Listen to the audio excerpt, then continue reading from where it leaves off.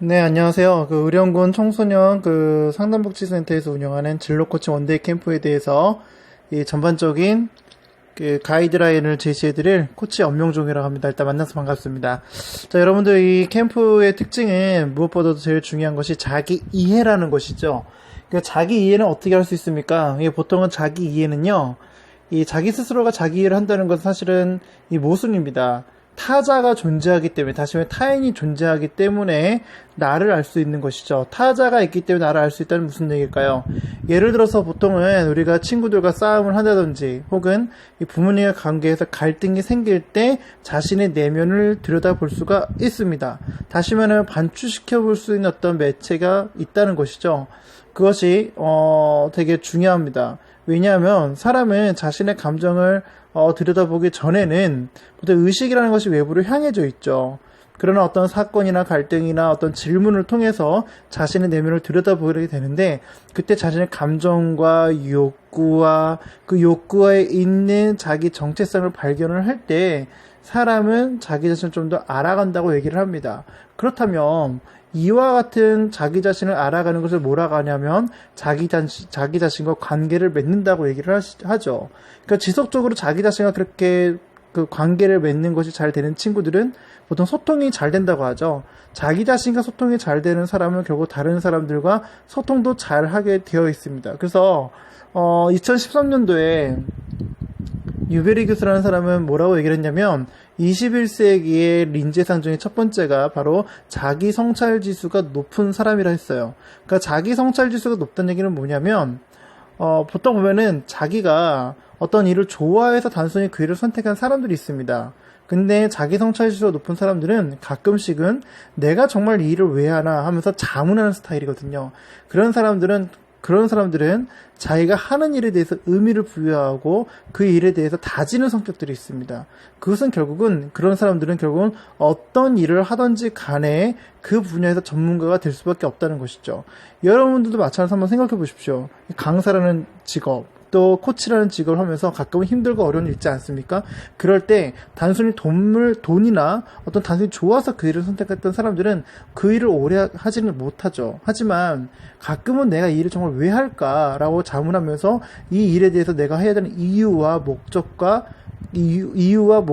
목표를 발견하는 사람들은 결국은 사명을 발견하게 된다는 것입니다. 그 때문에 이와 같은 것을 결국은 자기 내면을 들여다보는 하나의 초석이라는 걸 기억하시고 이제 진행하시면 되겠습니다. 먼저 학교 측에서 이미 학생들의 홀랜드 검사가 기록된 것들이 있습니다. 이미 있기 때문에 관련해서 이미 이 리앗의 그 코드를 아이들에게 이제 이 교재 나갈 텐데요. 이 교재 안에 각각의 그 특징을 좀 보여주시고요.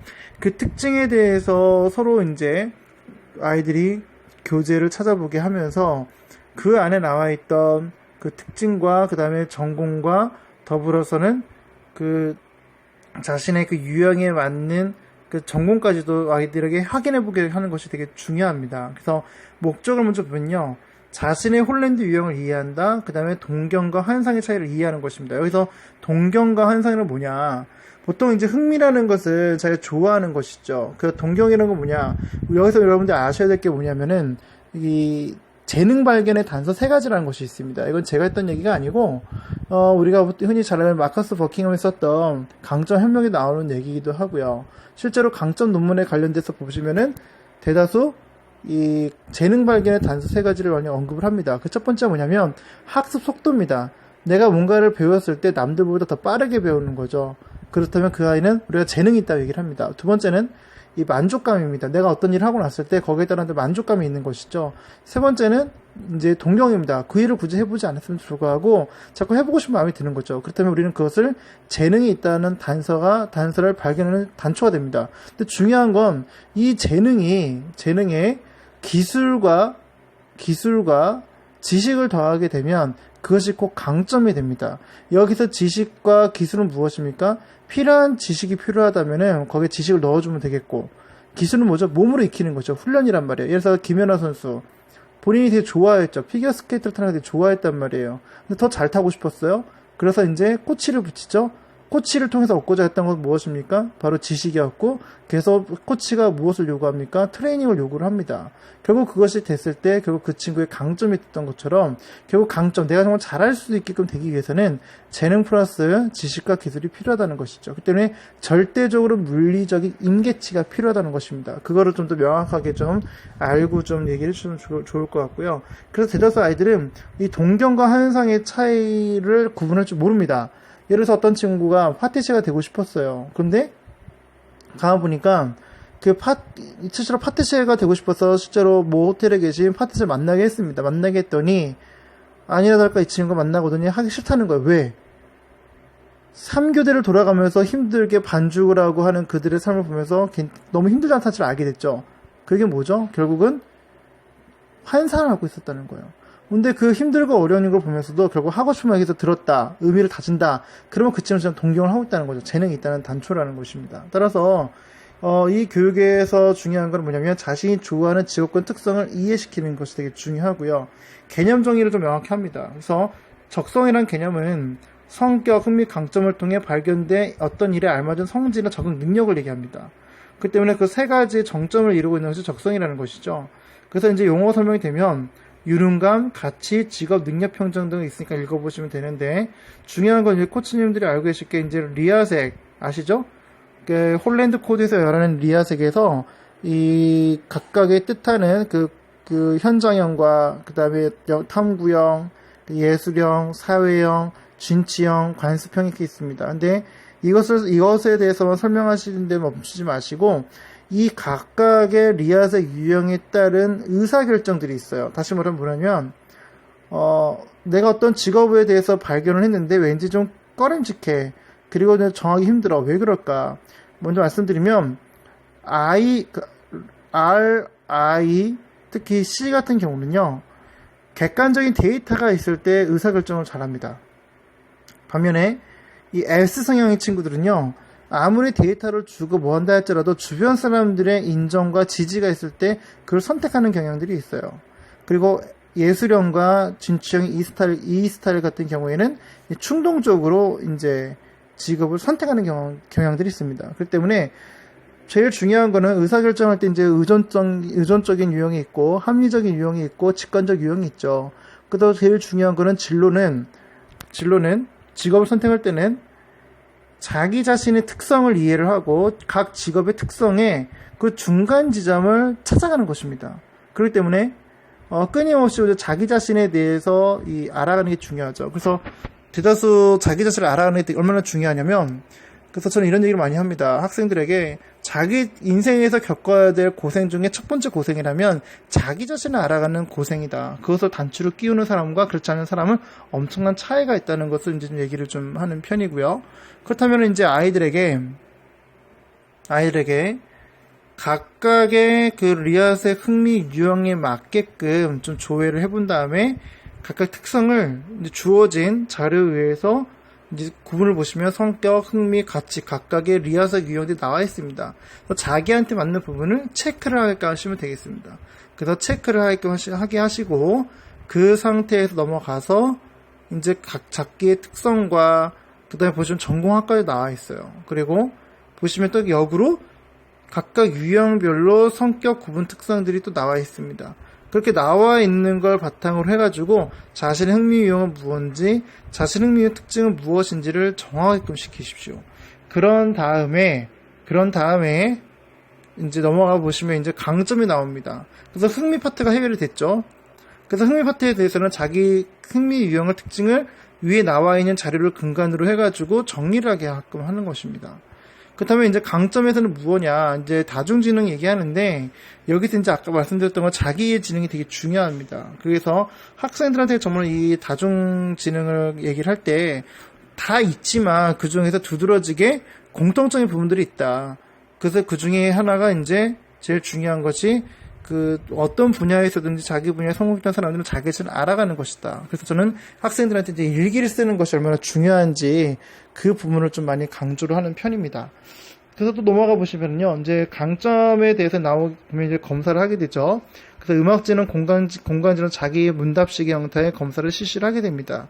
자, 그렇다면 이렇게 자기 자기 보고서식에 이런 검사를 하고 한 다음에 자기에게 맞는 거 1, 2, 3를 정확하게 적게끔 하죠. 그리고 나서 각각의 강점별로 추천되는 직업들이 있습니다. 그러니까 승리 유형에서 나왔던 추천된 직업이 있고 강점에서 나온 직업들이 있죠. 근데 여기서 여러분들이 아셔야 될 것 중에 하나는 뭐냐면 우리가 흔히 천직이라 하는 것은 그 기준이 뭐냐 했을 때 자기가 좋아하고 잘할 수 있고 그 다음에 올바른 일 이 세 가지의 정점을 이루고 있는 것이 천직이라고 합니다. 그렇다면 그럼 직업은 뭘로 가져야 될까? 자기가 잘할 수 있는 일을 가지고 직업으로 삼아야겠죠. 잘할 수 있는데 잘 못한다. 좋아는 하는데 잘 못한다. 그 다음에 그것은 취미로 여겨야 된다는 것입니다. 그렇기 때문에 내가 잘할 수 있게 하기 위해서는 끊임없이 이 지식과 기술을 덧입히는 것이 중요하죠. 그래서 보통 학생들이 이제 물어봅니다. 선생님, 제가 좋아하는 건 알겠는데 무엇을 잘하는지 잘 모르겠다라는 얘기를 많이 해요. 그럴 때 저는 하는 얘기가 뭐냐면 사람은 자기가 뭘 좋아하는지 싫어하는지는 마음의 내비게이션이 있기 때문에 굳이 해보지 않아도 안다는 거예요. 하지만 내가 잘할 수 있는 일인지 못하는지는 적어도 6개월 동안 꾸준히 반복해야지만 알 수 있다는 것이죠. 그래서 그 부분은 결국은 이 강점이라는 거, 강점 기반의 어떤 직무나 강점 기반의 실질적인 어떤 그런 자기 적성을 찾아가기 위해서는 반드시 체험이라는 것이 필요합니다. 그래서 지금 정부에서도 자유학기제를 도입했던 이유가 거기에 있는 것이고 이 자유학기제가 초등과 고등부까지도 지금 확장된다고 얘기를 하고 있는 이유가 바로 거기에 있는 것입니다. 그렇기 때문에 그 부분에 대해서 명확하게 개념 설명해 주실 필요가 있겠고요. 그리고 중요한 건 잘할 수 있고 그 다음에 좋아하고 그 다음에 올바른 일이라 한다면은 제일 좋은 건 시작은 내가 좋아하는 걸 발견을 해서 그것이 여러 가지가 있다면 그 중에서 잘할 수 있는 것들의 시간과 에너지를 이 24살까지는 투자하는 것이죠. 그것이 결국은 이 직업 탐색, 흥미 탐색이라 얘기를 합니다. 자, 그러면 가치관이죠. 근데 가치관은 뭐냐? 제일 중요한 게 이 가치관이라는 것은 결국은 내가 좋아하고 잘할 수 있는 것 사이에서 결국 그 기준을 만들게 돼 있습니다. 다시 직업 가치관이죠. 내가 직업을 선택할 때 내 안에 결정하는 그 기준이 뭐냐? 그건 결국 사람의 가치관이라는 것입니다. 근데 이 가치관은 개인의 결핍된 욕구에서 되는 것도 있고요. 자신이 성취했던 성취 경험에서 나오는 것도 있고, 그 다음에 자신이 또 결핍됐던 정서에서 나오는 것들도 있습니다. 중요한 거는 이 가치관은 계속 진화되지만 결국 이 가치관이라는 것은 만남을 통해서 바뀌기도 한다는 것입니다. 그래서 이건 조금 더 진화된 얘기인데 결국 개개인의 성향이나 특성들이 바뀌는 것 중에 하나는 이 가치관이 180도 바뀌어버리게 되면은 그 사람의 갖고 있는 재능과 그리고 흥미도 완전히 다른 방향으로 사용될 수 있다는 것입니다. 이것은 우리가 흔히 얘기하는 이 소명하고도 연결이 되어 있습니다. 그래서 사람은 누구를 만나느냐에 따라서 생각의 변화가 달라질 수 있다는 겁니다. 그래서 결국 사람은 만남을 통해 생각의 변화가 일어나고 성장한다는 핵심 가치를 갖고 잘 전달해 주시면 되겠습니다. 그래서 우리가 지금 우리 지금 그 고등학교 학생들에게 또 중학교 학생들에게 하는 이유가 뭐냐? 그것은 결국은 10대라는 나이 때 내 안에 천직을 발견하기 전에 충분한 자기 탐색, 다시 말하면 자기 흥미와 자기 흥미와 강점과 이 지역 가치관을 통해서 내가 정말 무엇을 중요하게 여기는지, 내가 물 흘러가듯이 내가 정말 어떤 부분에 내가 정말 적성에 잘 맞는 사람인지, 그거를 좀 더 탐색하고 난 다음에 그걸 기준으로 직업 세계의 특성을 이해를 해버리게 되면 아무래도 찾아가는 좀 더 수월하겠죠. 결국은 그 정점을 이루는 분야에서 자기의 정체성을 발견해 나가는 것이 중요합니다. 그래서 지역 가치관 같은 경우에는 이제 경매 게임이 진행이 될 텐데요. 경매 게임 보시면은 시트지가 나와 있습니다. 이것은 뭐 굳이 해보지 이렇게 말씀을 드리지 않아도 충분히 아실 거라고 생각하는데 결국 각각의 100만 원을 주고 사고 싶은 거 우선순위 3개를 고른 다음에 이제 주어진 돈을 바탕으로 해서 무엇을 샀는지 충분히 얘기를 하는 것이죠. 그래서 여기서 중요한 거는 자신이 좋아하는 것 외에도 다양한 직업을 선택하기 위해 필요한 가치관들은 어떤 것들인지 파악을 하고 개념 정리를 하는 것입니다. 그래서 결국은 3가지를 뽑게끔 해가지고 내가 직업을 선택할 때 중요하게 여겼던 그 직업 가치관이 보여주는 그 직업의 종류들은 어떻게 있는지를 좀 확인하게끔 하는 것이 도움이 좀 되실 것 같고요. 그래서 실제로 그렇게 나온 것을 기반으로 해서 이 정리를 해보시는 게 중요합니다. 이때는 이제 토론을 시키고 다른 친구들은 어떤 지역 가치를 갖고 있는지 확인하는 게 필요하겠죠. 그런 다음에 이제 하이라이트가 이겁니다. 그래서 내가 관심 있는 직업, 부모님이나 친구가 추천 직업, 흥미 유형 직업, 강점 유형 직업, 지역 가치 유형을 딱 통틀은 다음에 중복되는 직업들을 이제 간추리는 것이죠. 이것이 핵심이에요. 그래서 이것이 되고 난 다음에 이걸 가지고 이제 그 이후 시간에 이제 우리 지옥군 멘토를 이제 강연을 들어보는 것이죠. 그래서 지옥군 멘토가 지금 현재 많이 이렇게 되어 있지는 않지만 이 계열 분야로 나눠져 있습니다. 그래서 계열 분야로 아이들이 가서 이 그 지옥군 멘토를 만나서 강의를 들을 수 있게끔 해주시고 그 다음에 이제 전공 탐색을 마찬가지로 계열별로 나눠서 들을 수 있게끔 하는 것이 되게 중요합니다. 그래서 그 부분에서 좀 더 설명을 드릴 텐데 결국은 이제 우리가 대학에서 보면 인문 그러니까 어문학 계열이라 하죠. 어학과가 인문을 합친 거죠. 그래서 어문학 계열. 그 다음에 사회과학 계열이 있죠. 그러니까 사람의 현상을, 사람과 관련된 현상을 다학적인 측면에서 파악하는 걸 사회현상이라고 얘기하지 않습니까? 그래서 사회과학이랍니다. 그래서 경영학, 뭐 호텔 경영학, 경제학, 그래서 인간과 관련된 어떤 것들은 전부 다 사회과학으로 들어갑니다. 그 다음에 자연과학이 있죠. 이공계 중에서 자연과학, 순수과학들. 그건 자연과학이라 얘기하고요. 근데 또 그 다음에 이제 공과대라고 있죠. 이공과. 그 같은 경우에는 이제 보시면은 이제 뭐 3D 프린터 뭐 관련된 분들도 계시고 그런 것들은 이제 만날 수 있는 길을 열어주면 되겠습니다. 그다음에 예체능 계열까지 나눠져 있죠. 그런 다음에 결국 이제 목표를 세우는 게 중요합니다. 그렇다면 내가 정말 그와 같은 이제 활동들을 하고 난 다음에 내가 이 앞으로 목표를 어떻게 근시안적으로 이제 아무래도 청소년이다 보니까 장기적 목표 세우기보다는 앞으로 1년 뒤, 3년 뒤 그 올해 목표 내가 뭘로 세울 것인가. 그래서 거기에 따라서 이제 스마트하게 이제 아주 명확하고 구체적이고 그 다음에 측정 가능하게끔 행동 지향적이고 또 달성 가능하고 또 마감 시간이 구체적으로 적혀진 형태로 이것을 마감 시간 형태로 해서 아이들에게 작성을 해보게끔 하는 것이 해보시면 도움이 되겠죠. 그렇다면 중요한 건 결국 현재와 미래 사이에는 뭐가 존재하느냐. 결국 시간이라는 건 존재합니다. 결국 꿈이라는 것은 그 사이에는 결국은 시간이 존재하는데 어떻게 관리하느냐에 따라서 이루어질 수도 있고 이루어지지 않을 수도 있다는 것이죠. 그래서 시간에 대한 개념을 명확히 하시고 이 중에 제일 중요한 것은 우선순위입니다.